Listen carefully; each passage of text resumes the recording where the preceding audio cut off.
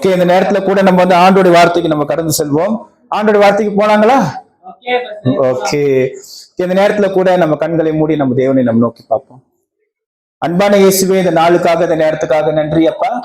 இந்த நேரத்துல கூட நம்ம பிள்ளைகளோட நடனத்தை பார்த்தோம், நம்ம கவிதைகளை பார்த்தோம். ஆண்டவரே, இந்த பிள்ளைகளை ஆசீர்வதியுங்கள் கர்த்தாவே. இந்த நேரத்துல கூட அப்பா எங்களுக்கு வார்த்தைகளை தாரும் ஆண்டவரே, எங்களை பலப்படுத்துங்கள்.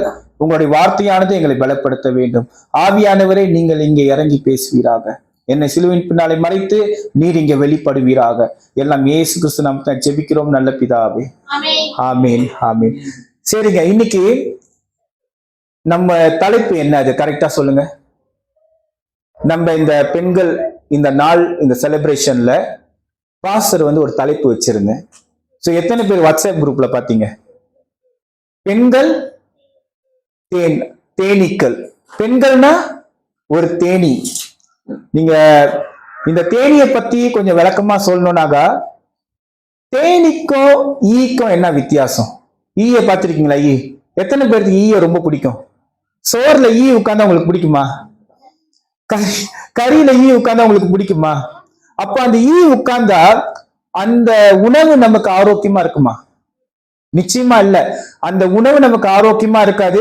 கண்டிப்பா ஒரு வைரஸை வந்து கொண்டுட்டு வரும் உணவுல ஒரு ஈ உட்கார்ந்தா. ஆனா நீங்க வந்து ஒரு தேனை பார்த்தீங்கன்னா, ஒரு தேனி வந்து ஒரு ஆசீர்வாதத்தை கொண்டுட்டு வருதுங்க.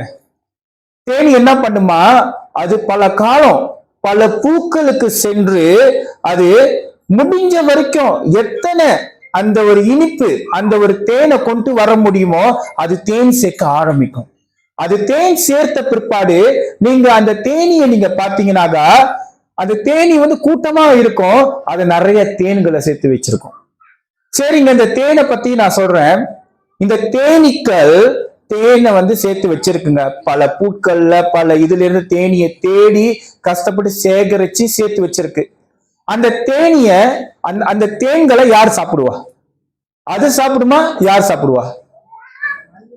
மனுஷன். நம்ம அந்த தேனை வந்து சாப்பிடுவோம். அந்த தேனை சாப்பிடுறதுனால சில பேர் சொல்றாங்க நம்ம உடலுக்கு வந்து ஒரு ஆரோக்கியத்தை கொடுக்குது, ஒரு பெனிஃபிட்டை கொடுக்குதுன்னு சொல்றாங்க மிக தெளிவா. எல்லாரும் வந்து அந்த தேன்களை வந்து விருப்பப்படுவாங்க.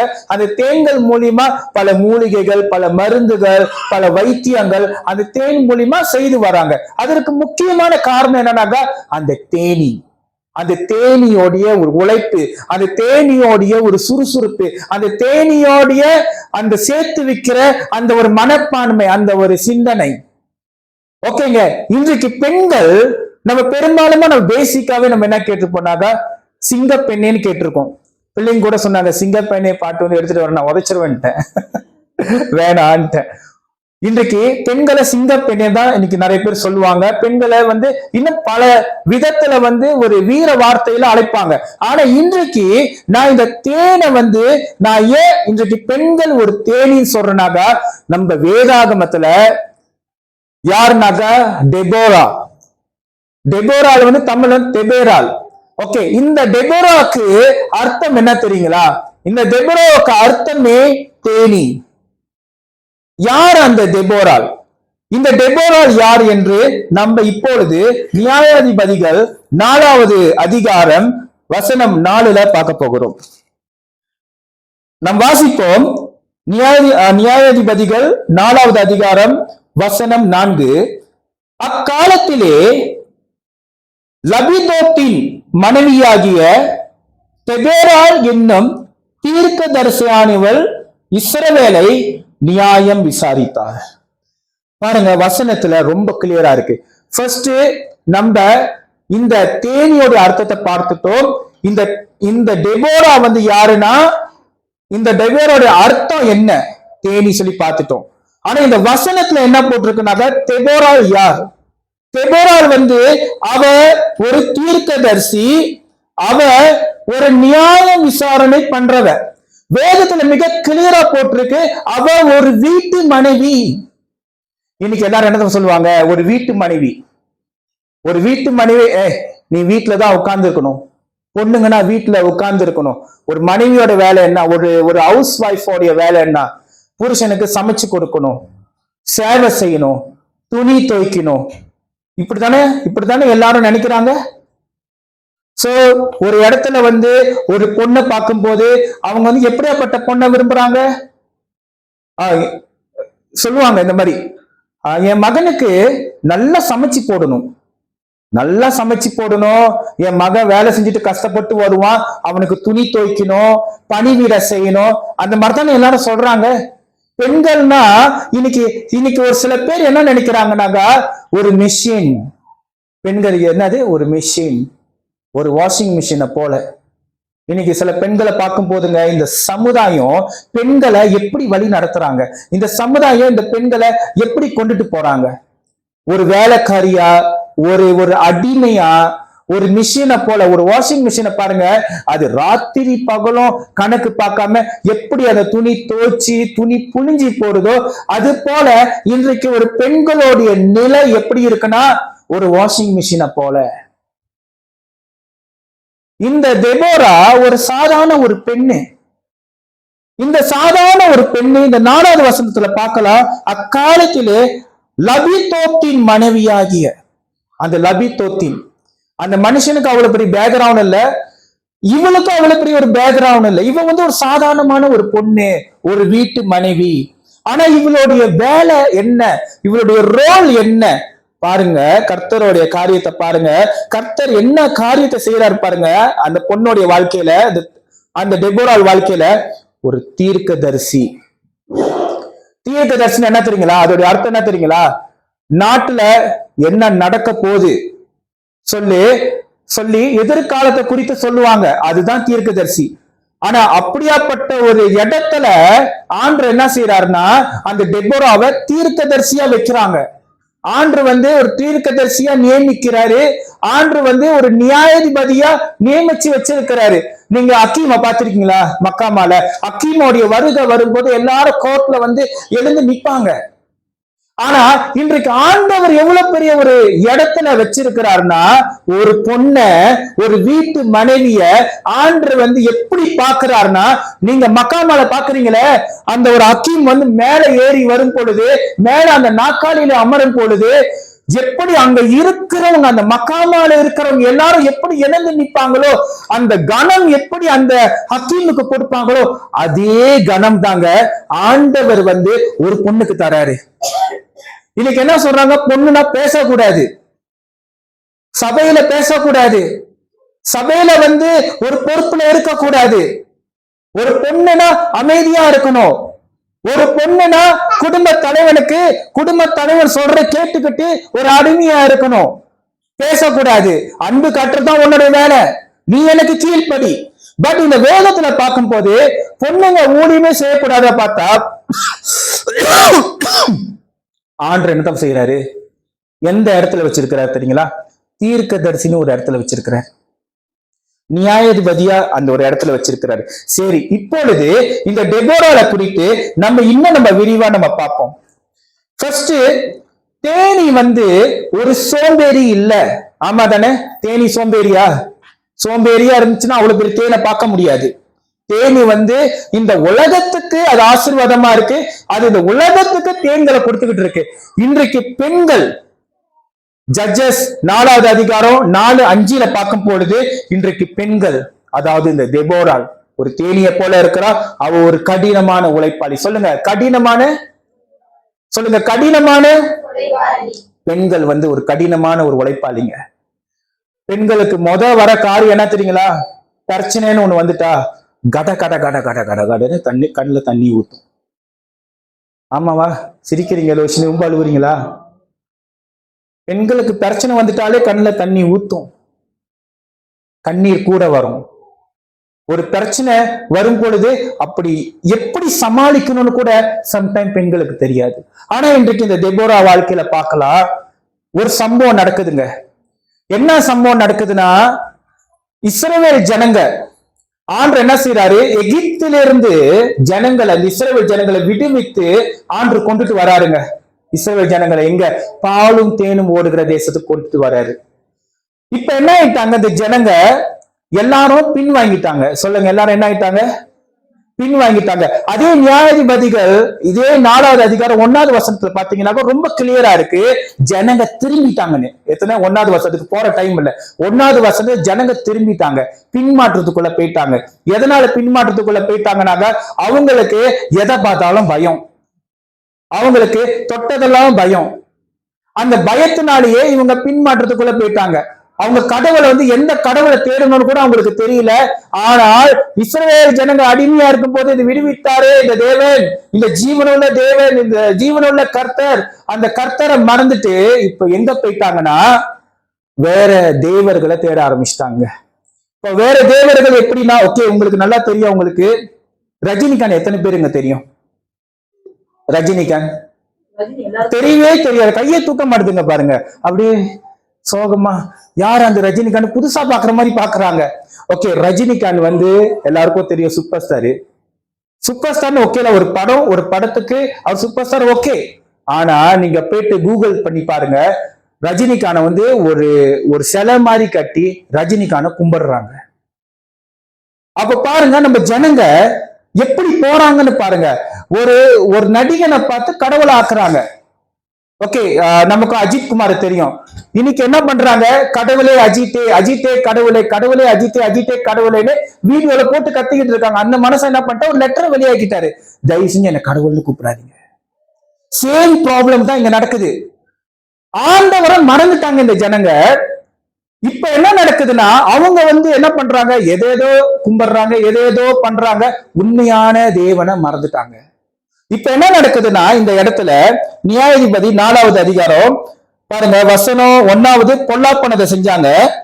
2வது என்ன நடக்குதுன்னா, ஆகையால் கர்த்தர் அவர்களை ஆத்சோரில் ஆளுகிற யாபீன் என்னும் கானானியருடைய ராஜாவின் கையில விற்று போட்டார்.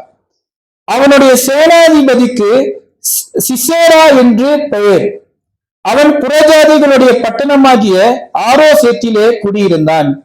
3வது வசனம், அவனுக்கு 900 இரும்பு ரதங்கள் இருந்தது. அவன் இஸ்ரவேல் புத்திரரை 20 வருஷம் கொடுமையாய் ஒடுக்கினான். பாருங்க, அந்த சிசேரா அவ சேனாதிபதியா வரும் பொழுது இந்த இஸ்ரவேல் ஜனங்கள் என்ன செஞ்சுட்டாங்க, 20 வருஷம் கொடுமைப்படுத்திக்கிட்டு இருக்கிறாங்க. எத்தனை வருஷங்க? 20 வருஷம் கொடுமைப்படுத்திக்கிட்டு இருக்காங்க.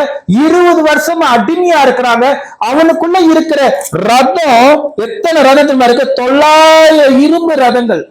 ஒரு ஆர்மிக்காரன் என்ன செய்வான், ஒரு அஸ்கார்காரனுங்க என்ன செய்வானுங்க பாத்திருக்கீங்கன்னா, ஒரு அஸ்கார்காரனுங்க போருக்கு வரும் பொழுது அந்த டேங்க்ல வருவானுங்க பாத்திருக்கீங்களா, அந்த பெரிய புழுருனா வரும் பாத்திருக்கீங்களா, அந்த பாம்புனா வெடிக்கிற காரியம் எல்லாம் லான்ச்சிங் செய்யறது எல்லாமே இந்த டேங்கை கொண்டு வரும்போது நமக்கே பயமா இருக்கும். அஸ்கார்கான டேங்க் போகும்போது நமக்கு பயமா இருக்கும், ஏன்னா அது எல்லாமே ஃபுல்லாவே ஒரு இரும்புல இருக்கும்.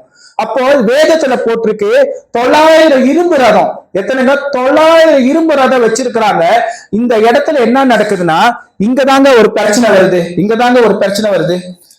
5வது அதிகாரத்துல பாருங்க, 5வது அதிகாரம் 6வது வசனத்துல பாத்தீங்கன்னா, ஆனாத்தின் குமாரனாகிய சம்காரின் நாட்களிலும் யாகேலின் நாட்களிலும் பெரும் பாதைகள் பாழாய் கிடந்தது, வழி நடக்கவர்கள் பக்க வழியாய் நடந்தார்கள். இப்ப என்ன ஆச்சுன்னா பாதை பாழாயிருச்சு. இப்ப இஸ்ரவேல் ஜனங்க, இந்த ஜனங்க அவங்க 20 வருஷம் கொடுமைப்படுத்தப்பட்டிருக்கிறாங்க. அவங்க கொடுமையை சந்திக்கிறாங்க, அடிமையை சந்திக்கிறாங்க, சந்தோஷத்தை பார்க்க முடியல. இப்போ இந்த ஜனங்க அவங்களுக்கு நல்ல பாதையே இல்லை. இப்ப இங்க இருந்து நம்ம ஜிஞ்சாங்கன்னு இங்க வரீங்க தானே, சர்ச்சுக்கு வரீங்க தானே, மெயின் ரோடுக்கு தானே வரீங்க. மெயின் ரோடு எப்படி இருக்கும்? நல்லா கொஞ்சம் பெருசா இருக்கும். இல்லாட்டினா ஜிஞ்சாங் குறுக்கு பாதையில வரீங்க, சந்து பாதையில வரீங்க, அந்த 2 வழி கடையில பூந்து அப்படி ஃபெடர்சன்ல பூந்து இப்படி வரீங்க. ஓகே, இப்போ நான் உங்களுக்கு இதை அழகா நான் கிளியரா சொல்றேன். இப்போ உங்க நிலைமை ஜிஞ்சாங்கல இருக்கீங்க, 20 வருஷமா உங்களுக்கு கொடுமை நடக்குது. உங்களுக்கு நல்ல சாப்பாடு இல்ல, நல்ல ஒரு எதுவுமே இல்லை. உங்களால நிம்மதியா கூட உங்களால பிரயாணம் பண்ண முடியாது. ஏன்னா ரோடு எல்லாம் உடைஞ்சிருக்கு. எப்படி இருக்கும்? சைக்கிள் ஓட்டிட்டு போக முடியுமா? நடந்து போக முடியுமா? பாதை எப்படி இருக்குன்னா, நீங்க போற பாதை பாழாச்சு. 20 வருஷமா ஒரு மோசமான ஒரு பாதையில தான் நீங்க போய்கிட்டு இருக்கீங்க. அதாவது பக்க வழியான பாதையில போய்கிட்டு இருக்கீங்க. நல்ல ஒரு நேர் ரோட்ல நீங்க போல, நேரான ஒரு ஹைவேல நீங்க போல, ஒரு ஒட்டஞ்சி போன ஒரு ரோடா தான் இருக்கு. ரோடெல்லாம் பாழா இருக்கு. இப்ப அந்த நாட்கள்ல தான் யாரு வர? டெபோரா. டெபோரா நான் சொன்ன தேனி, அவ அந்த நாட்கள்ல தான் அவ மரத்தடியில, ஒரு பொண்ணுங்க மரத்தடியில வேதத்துல பார்க்கலாம். ஆண்டவர் வந்து எப்படி ஒரு பொண்ணை பயன்படுத்துறாரு தெரியுங்களா? மரத்தடி கீழே அவ உட்கார்ந்து இருக்கிறா. அவ அங்க இருக்கிற ஜனங்களுக்கு அவ நியாயம் விசாரிக்கிறா, அவ நியாயாதிபதியா இருக்கிறா, ஒரு ஆலோசகரா இருக்கிறா. கர்த்தர் அவளை பயன்படுத்துறார். இன்னைக்கு நம்ம வீட்டுல என்னதான் பிரச்சனை? நம்ம வந்து ஆண்டுக்காக வேலை செய்யணுமான்னு யோசிக்கிறோம். ஆமா தானே? ஐயோ எங்க அம்மா விடுவாங்களா? ஐயோ என் புருஷன் என்ன விடுவானா? நான் வந்து சபையில ஊழியம் செய்யறதுக்கு விடுவானா? இன்னைக்கு எல்லாருக்கும் அது ஒரு சிந்தனை. ஐயோ நமக்கு எதுக்கு தேவையில்லாத வேலை. ஆனா நீங்க இந்த வசனத்தை பார்க்கும்போது படிச்சு பாருங்க. தெபோரா வந்து ஒரு சாதாரண ஒரு மனைவின்னு போட்டிருக்கு. ஆனா அந்த மனைவிய ஆண்டவர் அழைக்கும் பொழுது, ஆண்டு தீர்க்கதரிசி அழைக்கும் பொழுது, ஆண்டு ஒரு நியாயாதிபதியை அழைக்கும் பொழுது, ஆண்டு வந்து யுத்தத்துக்கு இந்த தெபோரால பயன்படுத்த நினைக்கும் பொழுது அவ ஒப்பு கொடுக்கிறா. அவன் புருஷங்கார துணையா இருக்கிறாங்க. எந்த கேள்வியுமே இல்லை, துணையா இருக்கிறாரு. சிஸ்டர் சுபாஷினி நம்ம சபைக்கு வரும் பொழுது அவங்க ஹஸ்பண்ட சொல்லிட்டு வருவாங்க. அவங்க ஹஸ்பண்ட் கேட்பாரு எங்க போறீங்கன்னு. சர்ச்சுக்கு போறீங்கன்னா அவங்க ஹஸ்பண்ட் விட்டுருவாங்க. அவங்க சபையில நகர எலிக்கடினா வாங்கி இருக்கிறாங்க. கிறிஸ்துமஸ் அதுவுமா நாங்க ஊழியம் செஞ்சுக்கிட்டு இருக்கோம். கிட்டத்தட்ட 100 பேர் வந்துட்டாங்க. நிறைய பேருக்கு தெரியும் தானே உங்களுக்கு? 100 பேர்கிட்ட வந்துட்டாங்க. அது ஜனங்களை பார்க்கணும், உள்ளுக்கு போய் உட்கார வைக்கணும். அந்த நேரத்துல எலி வந்து அவங்க காலை கடிச்சிருச்சு. அவங்க ஹஸ்பண்ட் நினைச்சிருந்தா, என்ன பாஸ்டர் நான் என் மனைவி அனுப்புனேன், இந்த மாதிரி அனுப்பி விட்டுருக்கீங்க, அவங்க காலில் எலி கடிச்சிருச்சு அந்த மாதிரி. ஒரு வார்த்தை கூட அவங்க ஹஸ்பண்ட் வந்து கேள்வி கேட்டதே இல்லைங்க. இதேதான் இங்க இந்த ஒரு சம்பவம் நடக்குது. கர்த்தர் தெபோரால எழுப்பும் பொழுது ஒரு தேனியை போல அவ நிக்கிறா. குடும்பத்துல ஒரு தேனியை போல இருக்கிறா. ஆனா அவருடைய கணவர் தெபோராளுக்கு சப்போர்ட்டா இருந்தாரு. தெபோராவும் எழும்பி தயங்காம கர்த்தருக்காக ஊழியம் செஞ்சாங்க. என் பிரியமானவர்களே, நீங்க சபைக்கு நீங்க வரீங்கன்னா ஏதோ உட்கார்ந்துட்டு போறதுக்கு சபைக்கு வரல. உங்களால எழும்ப முடியும். நம்ம சபையில பாத்தீங்கன்னா பெண்கள் தான் அதிகமா இருக்காங்க தானே? நான் சபையில என்ன நினைக்கிறேன்னா, பெண்கள் எல்லாம் செய்ய முடியுங்க. உங்களுக்கு எல்லா பலமும் கர்த்தர் கொடுத்திருக்கிறாரு, எல்லா வல்லமையும் கர்த்தர் கொடுத்திருக்கிறாரு. இன்னைக்கு இந்த குடும்பத்துல நான் சொல்றேங்க, இன்னைக்கு உங்க குடும்பம் நிக்குதுன்னா உங்க கணவரால மட்டும் இல்லைங்க, நீங்களும் முக்கியமான ஒரு காரணம். ஏத்தமா சொல்றேங்க, நான் ஆம்பளைங்களை பத்தி நான் சொல்லணும்னாக்கா, ஆம்பளைங்க வந்துங்க ஒரு பிரச்சனை வந்துட்டா நீங்க பாத்திருக்கீங்க தானே? ஒண்ணு ஆம்பளைங்க பிரச்சனை வந்தா ட்ரக் அடிச்சிருவாங்க, இல்லைன்னாக்க ஆல்கோல் மதுபானம் குடிச்சிருவாங்க, இல்லைன்னா அந்த ஸ்ட்ரெஸ் தாங்க முடியாம ஹார்ட் அட்டாக்ல விழுந்துருவாங்க. ஆனா ஒரு பொண்ணை பாருங்க, பிரச்சனை வேணா தண்ணி குடிக்கிறாங்களா, ட்ரக் அடிக்கிறாங்களா, அவங்க தாங்கிக்கிற அந்த ஒரு பலத்தை பாருங்க. ஆகுனா எடுத்து சொல்லிடுவாங்க, பெண்கள் பலவீனமான பாத்திரம். ஆனா உண்மையா பார்க்க போனா இந்த வசனத்துல பார்க்கும் பொழுது பெண்கள் வந்து ஒரு பலவீனமான பாத்திரம் இல்லைங்க. கர்த்தர் வந்து ஒரு பெண்ணை கொண்டு ஒரு ஆண்களை இல்ல, பல்லாயிரம் ஆண்களை ஆண்டவர் ஒரு பெண்ணை கொண்டு பலப்படுத்துகிறார். இந்த வசனத்துல இன்னும் நம்ம கிளியரா நம்ம பார்ப்போம். இந்த வசனத்துல வந்து என்ன சொல்லுதுன்னா, நீங்க 8வது வசனத்தை பாருங்க. அதற்கு பாராக், நீர் என்னோட கூட வந்தால் போவேன், என்னோட கூட வராவிட்டால் நான் போக மாட்டேன் என்றான். இன்னைக்கு இந்த 20 வருஷமா இந்த இஸ்ரவேல் இந்த மக்களை கொடுமைப்படுத்திக்கிட்டே இருக்கிறாங்க. கர்த்தர் தெபோரால எழுப்புறாரு. தெபோரால வந்து போய் பாராக்க போய் சந்திச்சு, பாராக் வந்து ஒரு சேவகன், நீ வந்து தயாராகு, மலைக்கு போ, ஜனங்களை கூட்டிட்டு போ, யுத்தம் பண்ண. அவன் ஆடி போயிட்டான். ஏன்னா 900 ரதம். இஸ்ரவேல் ஜனங்க கையில ஆயுதமே இல்ல. வசனத்தை கிளியரா இருக்குங்க. நீங்க அப்படியே இந்த வசனத்தை பார்த்துக்கிட்டே வந்தீங்கன்னா, 7வது வசனத்தை படிக்கிற, நான் யாபின் சேனாதிபதியாகிய சிசெராவின் அவன் ரதங்களையும் அவன் சேனையையும் கீசோன் பள்ளத்தாக்கிலே உன்னிடத்திற்கு வர இழுத்து அவனை உன் கையில் ஒப்பு கொடுப்பேன் என்றும் இஸ்ரவேலின் தேவனாகிய கர்த்தர் உனக்கு கட்டளை இடவில்லையா என்றான். ஆண்டவரு பாரா கூட ஆம்பளை ஒரு சேவகன், ஆண்டு கட்டளை இட்டுட்டாரு, நீ இந்த மலை மேல கொண்டுட்டு வா, இந்த சிசரேனோட யுத்தம் பண்ணு, ஆண்டு வந்து அந்த கூட்டத்தை வந்து உன் கையில ஒப்பு கொடுப்பாருன்னு. இவன் பயந்துட்டான். 900 ரதம் இருக்கு, இவன்கிட்ட எப்படி மோத முடியும், இவனுக்கிட்ட ஆயுதம் இருக்கு, இவனுக்கிட்ட நான் எப்படி மோத முடியும்னு யாரோட சிந்தனை? பாராக், ஒரு ஆம்பளையோட சிந்தனை. ஆனா இந்த தெபோரால் சொல்லும் பொழுது நீ போ, அப்போ அவ சொன்ன நேரத்துல இவன் என்ன சொல்ற? பாராக்கு, நீங்க என் கூட வருவீங்களாமா அப்படின்னு சொல்லி தெபோரால கேக்குறான். அப்போ தெபோரால் சொல்றாரு, நான் வருவேன். பாருங்க, ஒரு பெண்ணு கொடுத்த ஒரு பலம் பாராக்க வெற்றி அடைய வைத்தது. எத்தனை பேருக்கு தெரியும்? இந்த இந்த எபிரேயர் 11வது அதிகாரம் விசுவாச பட்டியல் தெரியும் தானே உங்களுக்கு? எபிரேயர் 11வது அதிகாரம் விசுவாச பட்டியல். ஆனா அந்த விசுவாச பட்டியல பாராக் இருக்கான். பாராக் ஒண்ணுமே இல்ல.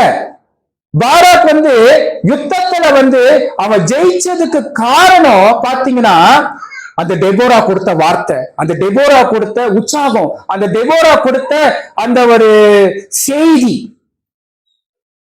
கடைசியா பாராக்க வெற்றி அடைய வைத்தது.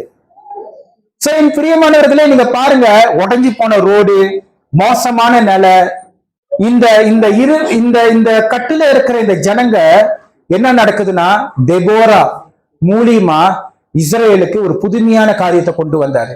தெபோரா மூலியமா ஒரு ஆம்பளை, அதாவது ஒரு போர் சேவகனை எழுப்பினார், ஒரு சாதாரண ஒரு பெண்மணி.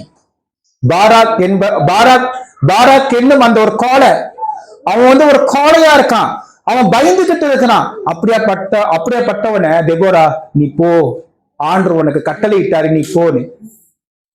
இந்த அதிகாரங்க நெருப்பான ஒரு அதிகாரம். இப்பதான் நான் ஒரு பகுதி சொல்லியிருக்கேன். இன்னொரு பகுதி நம்ம அடுத்த வாரம் நம்ம கடந்து செல்வோம். இன்னொரு ஒரு பெண்மணி இதுல இருக்கிறாங்க. இதே அதிகாரத்துல நீங்க பாத்தீங்கன்னாக்கா 21வது வசனம்னா, வேற ஒரு பெண்மணியை வைத்து அந்த சிசேரா கதை ஆண்டு முடிக்கிறாரு. இன்றைக்கு நீங்க ஒரு சாதாரணமானவங்க நினைக்காதீங்க. கர்த்தர் உங்களை ஒரு தேனியா பாக்குறாரு. இன்றைக்கு உங்க மூலியமா ஆண்டு உங்க புருஷனை எழுப்புவாரு, உங்க பிள்ளைகளை எழுப்புவாரு. இந்த பாராக் பாருங்க, ஒண்ணுமே இல்ல. ஆண்டு சொன்ன கட்டளைய அவன் பயந்துகிட்டு இருந்தான். ஆனா தெபோரா மூலியமா ஆண்டு பேசி எழுப்பினாரு. ஏசானோ ஆண்டு எழுப்பினாரு.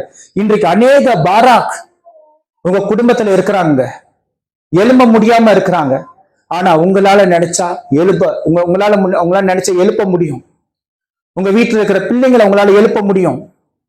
நீங்க ஒரு தெபோரா போல நீங்க நம்புனாங்க, கர்த்தர் என்னை அழைச்சிருக்கிறார், கர்த்தர் எனக்கு அந்த வல்லமையை கொடுத்திருக்கிறார், கர்த்தர் என்னை பயன்படுத்துவார் அப்படின்னு நீங்க நினைச்சு எழும்புனீங்கன்னா பெரிய காரியம் நடக்கும். இவர் பிரதர் மோனஸ் இலாசோட ஒரு வீடியோ பார்த்தேன், ஒரு சாட்சி வீடியோ, அருமையான ஒரு வீடியோங்க.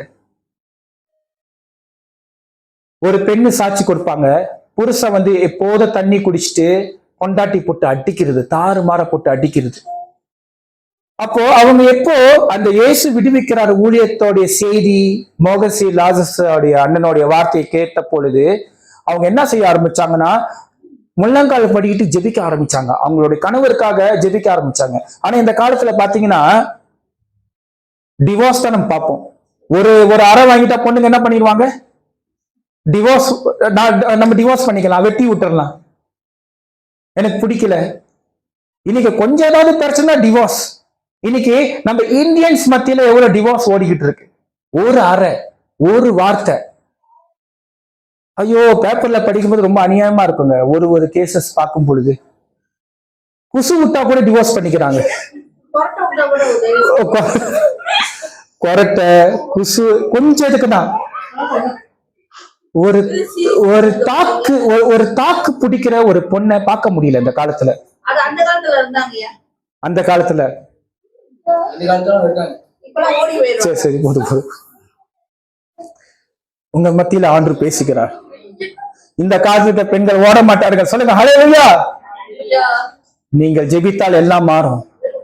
உங்க வீட்டுல இருக்கிற பாராக்கள், எழுந்தி செய்ய முடியாத பாராக்கள் எல்லாம் எழுப்ப ஆரம்பிப்பாங்க. உங்க வீட்டுல இருக்கிற பாராக்கள், தூங்கி கொண்டு இருக்கிற பாராக்கள் எழுச்சி வேலைக்கு போவாங்க. எல்லாமே உங்களோட ஜெபத்துல இருக்கு.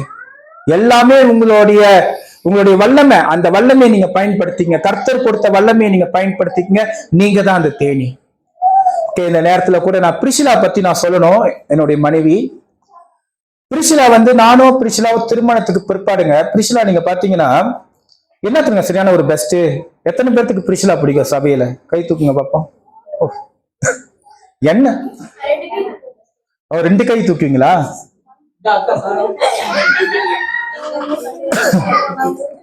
ஓகே, என்னை விட வந்து உங்களுக்கு அதாவது என்ன காட்டிலும் உங்களுக்கு பிரிசிலா ரொம்ப பிடிக்கும் தெரியும். ஓட்டு அவங்களுக்கு கூடன்னு தெரியும். ஏன்னா அவங்க வந்து என்ன பெஸ்ட்னா, அவங்க எல்லாத்துக்கிட்டையும் நல்லா பேசுவாங்க. பிற்பாடு அவங்க எல்லாருடைய பிரச்சனையை வந்து ஈஸியா வந்து புரிஞ்சுக்குவாங்க. அவங்க சபைக்கு வந்தா கூட நீங்க பாத்தீங்கன்னாக்க ஒரு பாஸ்டருடைய மனைவி அந்த மாதிரி இல்லாம பாத்துறீங்களா? ஒரு சர்ச்ல ஒரு பாஸ்டரோட மனைவி யார்கிட்ட பேச மாட்டாங்க, பிள்ளைங்களை கொடுக்க மாட்டாங்க, தனியா இருப்பாங்க, ரிசர்வா இருப்பாங்க. ஆனா பிரிஸ்லா நீங்க பாத்தீங்கன்னாக்க சபையில வந்து எல்லாரும் கூடயும் நல்லா பழகுவாங்க. வீட்டுல என்னுடைய ஊழியத்துக்கும் சரி எல்லாத்துக்கும் சரி சப்போர்ட்டா இருக்கிறாங்க. அதனாலதான் என்னால இவ்வளவு தூரம் போக முடியுது. சோ ஆகவே இந்த என்ன சொல்லுவாங்க, இந்த ஒரு தியாகம் இருக்குல்ல, பிரிசிலாவுடைய தியாகம், வேலை முடிச்சுட்டு இங்க வர்ற காரியங்கள், சபை மக்களோட இடைப்படுகிற காரியங்கள். சோ இதெல்லாம் பார்க்கும் பொழுது ஒரு பெண், நீங்களும் அவங்கள வந்து ஒரு ரோல் மாடலா நீங்க எடுத்துக்கலாம். பிள்ளைங்கன்னா இருக்கிறீங்க, பிரிசிலாக்கா பாக்குறீங்க தானே, அவங்க வேலை முடிச்சுட்டு எவ்வளவு கஷ்டப்பட்டு வராங்க, இங்க வந்து எல்லா மக்களையும் கவனித்து எல்லார் மத்தியிலும் அவங்களோட அன்பை ஷேர் பண்ணி. அதே மாதிரிதாங்க நான் சொல்றேன், நீங்க ஒரு பெண்ணா இருந்தீங்கன்னா பிரிசிலாவை வந்து நீங்க ரோல் மாடலா வைத்துக் கொள்ளலாம்.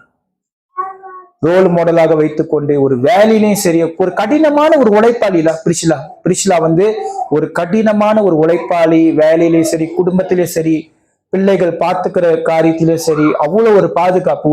ஒரு தேனியை போலதான் நான் சொல்லுவேன். ஒரு தேனி எப்படி வந்து அந்த தேன் கூட்ட பாதுகாக்குதோ அது போல பிரிசிலா பாப்பீங்க, பிள்ளைங்களை எப்படி எந்த அளவுக்கு வந்து பாதுகாக்கிறாங்க, பெலியாவை எப்படி பாதுகாக்கிறாங்க, பேனுல எப்படி பாதுகாக்கிறாங்க. சோ அது போல நீங்களும் எல்லா காரியத்தையும் சோர்ந்து போவாதீங்க. உங்களுக்கு ஆண்டு பொறுப்பு கொடுத்திருக்கிறாருன்னா நீங்க கடுமையா உழைங்க, சாதிங்க. நிறைய காரியங்கள் உங்களை சுற்றி இருக்கு, உங்களை சுற்றி வந்து கொண்டே இருக்கு, அதுல நீங்க சோர்ந்து போகாதீங்க. நம்ம எல்லாருமே இந்த நேரத்துல கூட கர்த்தருக்காக நம்ம எழும்பணும். நீங்க எல்லாரும் எழுந்து நின்று சொல்லுங்க, நாங்க ஒரு தேனின்னு சொல்லுங்க. நாங்கள் டெபோரா போல தேனி. எல்லாம் தேனியா எழும்புவீங்களா? உங்களை சுற்றி பாராக் இருக்கிறாங்க. பாராக் வந்து ஒன்னும் செய்ய முடியாத பாராக் இருக்கிறாங்க. ஆனா அந்த டெபோரால் சொன்ன பொழுது பாராக்கு மிகப்பெரிய ஒரு வெற்றி, ஒரு யுத்தத்துல ஒரு வெற்றி கிடைத்தது. அல்லேலூயா. எல்லாமே அந்த பெண்ணு கொடுத்த வார்த்தை. இன்றைக்கு நீங்க உங்க குடும்பத்துல எப்படி இருக்கணும்னாக, உங்க குடும்பத்துல பல பிரச்சனை இருக்கும். ஆனா அந்த பிரச்சனைக்கு நீங்க ஜெபிக்கிறவர்களா இருக்கணும். பிரியமானவர்களே, ஜெபம் தான் எல்லாம். ஒரு பெண்ணோடைய ஜெபம் அவ்வளவு பவர். குடும்பத்துல யாருமே பெர்ஃபெக்ட்டா இருக்க மாட்டாங்க. குடும்பத்துல அப்பா அம்மாக்குள்ள பிரச்சனை இருக்கும், சம்டைம் அவங்களுக்கும் சில ப்ராப்ளம்ஸ் இருக்கும். ஆனா நீங்க ஒரு பெண்ணா இருந்து ஜெபம் பண்ணுங்க. ஒரு பிள்ளைங்க நீங்கன்னா வந்து ஒரு பெண்களா இருக்கிறீங்க, ஜெபம் பண்ணுங்க. உங்க குடும்பத்துக்காக ஜெபம் பண்ணுங்க. உங்க குடும்பத்தோட வரவு செலவுக்காக ஜெபம் பண்ணுங்க. உங்க வீட்டுல இருக்கிற இன்கம்காக ஜெபம் பண்ணுங்க. உங்க வீட்டுல சாப்பாடு இல்லையா, சாப்பாடுக்காக ஜெபம் பண்ணுங்க. நீங்க ஜெபம் பண்ண பண்ண பண்ண பண்ண உங்க வீட்டுல இருக்கிற அரிசி, உங்க வீட்டுல இருக்கிற சாப்பாடுகள், உங்க வீட்டுல இருக்கிற பிரச்சனைகள், கரண்ட் பில்லு, தண்ணி பில்லு எல்லாமே கட்டப்படும். நீங்க ஒரு தேனி. ஹல்லேலூயா. சொல்லுங்க, நான் ஒரு தேனி. அப்பா இயேசுவே, இந்த நாளுக்காக, இந்த நேரத்துக்காக